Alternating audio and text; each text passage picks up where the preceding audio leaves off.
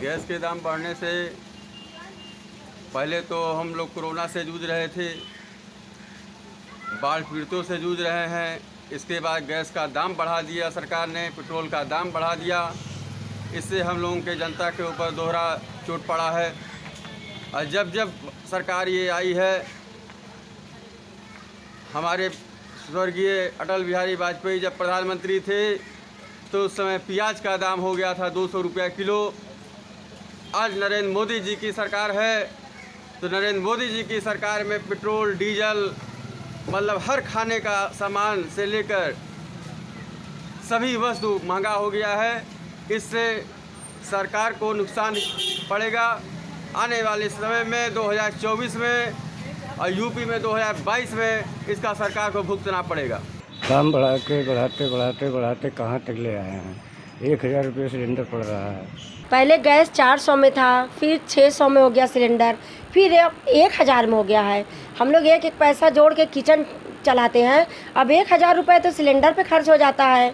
सरकार से अनुरोध है कि इस महंगाई को कम किया जाए।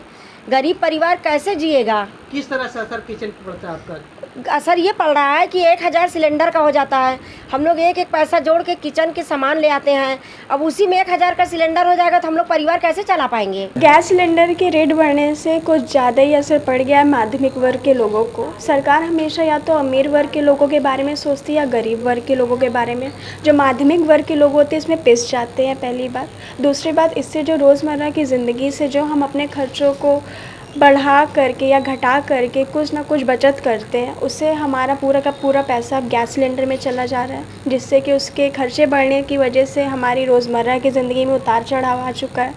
घर से दूर रहने वाले बच्चों की पढ़ाई में उतार चढ़ाव आ चुका है, जिसकी वजह से घर की गृहस्थी हो गई या घर से रिलेटेड कुछ भी हो गया, उसमें भी हम लोग को दिक्कतें हैं। रेट बढ़ने से या तो हम अपनी पढ़ाई का खर्चा निकाल लें या तो हम अपने घर से दूर रह करके अपने खाने पीने का खर्चा निकाल लें।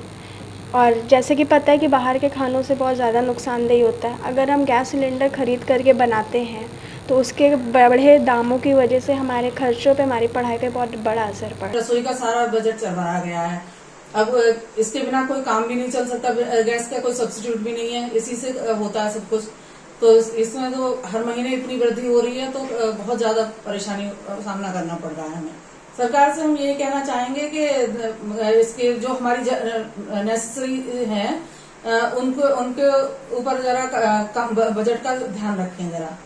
जो बच्चे हॉस्टल में रहते हैं, हॉस्टल में तो खैर वहाँ पे मैस होती है, बट कई लोग रूम पर रहते हैं, पीजी में रहते हैं, उनको अपना सिलेंडर लेना पड़ता है, कई बार खुद गैस वैस का इंतजाम करना पड़ता है, तो उसमें काफ़ी प्रॉब्लम आती है। मेरे दोस्त हैं, मेरे भाई हैं, उनको जाने में दिक्कत आती है।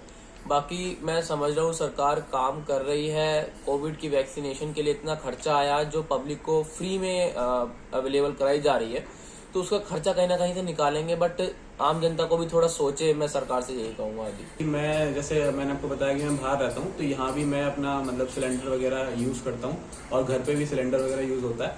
तो दोनों जगह ही मेरे ऊपर तो काफ़ी असर पड़ा है। अगर 25 रुपये बढ़ते हैं तो एक महीने में अगर मेरे यहाँ पे और वहाँ पे दोनों जगह एक एक सिलेंडर लग रहा है तो 50 रुपये मेरे ऊपर असर पड़ा है ये हर महीने का। और कोविड के टाइम में जैसे कि एम्प्लॉयमेंट कम हुआ है तो उस हिसाब से अगर बेसिक चीज़ों पे रेट बढ़ेंगे तो आम जनता को बहुत दिक्कत होगी। मैं यही कहना चाहूंगी कि भाई गैस पे रोज रोज पैसे ये नहीं बढ़ाने चाहिए। जो गरीब आदमी है उनका भी ध्यान रखना चाहिए। का हर महीने दाम 25 से 30 रुपए बढ़ जाता है। जनवरी से इस महीने तक 139 रुपए लगातार दाम बढ़ चुका है। सरकार की ही पहल थी कि हर गरीब के घर में एक एक सिलेंडर दिया जाए। अब आज हर गरीब के घर में एक एक सिलेंडर है।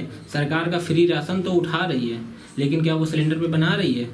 एक गरीब बनाने में 20 बार सोच रहा है। क्यों? क्योंकि सिलेंडर आज 1000 रुपए के आस पास लगा चुका है। सरकार से यही उम्मीद है कि अब सरकार की प्रत्येक योजना गरीब के पक्ष में होनी चाहिए। समस्या बनती जा रही है। लोगों के वेतन में तो कोई वृद्धि नहीं हो रही है, बट जो दाम है राशन के, सब्जी के और सिलेंडर के वो प्रति माह बढ़ते चले जा रहे हैं। तो मेरी सरकार से यही निवेदन है कि इसके बारे में कुछ सोचिए और इसका समाधान निकालिए।